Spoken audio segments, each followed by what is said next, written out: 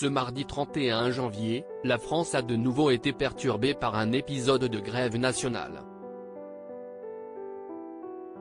Des centaines de milliers de personnes sont descendues dans la rue pour protester contre la réforme des retraites d'Elisabeth Borne et l'âge légal de départ reporté à 64 ans.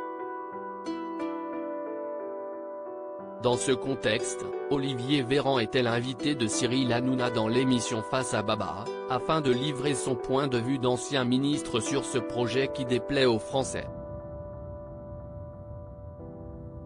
Fad, un grutier qui se trouvait dans le public, a alors pris le micro pour poser une question à l'homme politique, concernant la difficulté de son métier et ce que cela suppose pour son départ à la retraite à un âge plus jeune.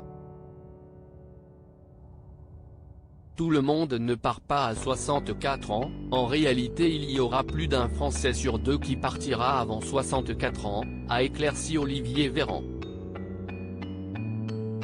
Et d'enchaîner avec une pointe d'humour, je ne connais pas le métier de grutier, et je dois vous dire que j'ai déjà le vertige au-dessus d'un tabouret, donc je ne monterai jamais dans votre grue.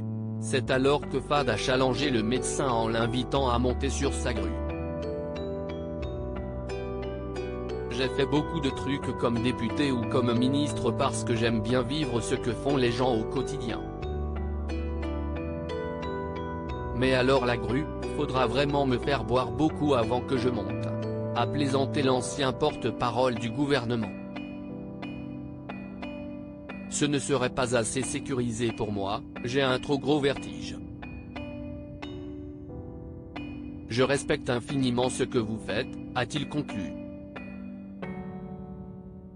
Supérieur à Olivier Véran, les membres de sa galaxie en quelques images. La passion insoupçonnée d'Olivier Véran. Si Olivier Véran n'a pas la folie des hauteurs, il est en revanche animé par une autre passion, le violon.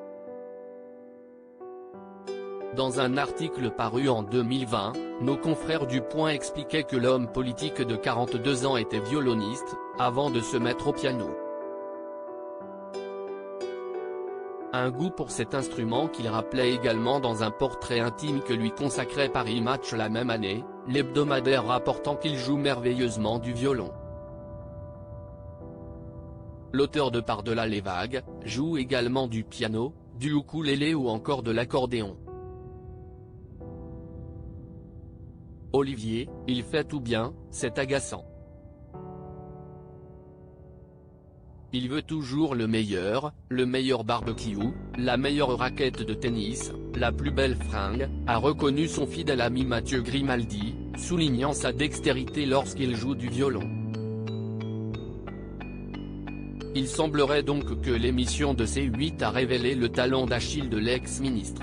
Crédit photo, capture d'écran C8.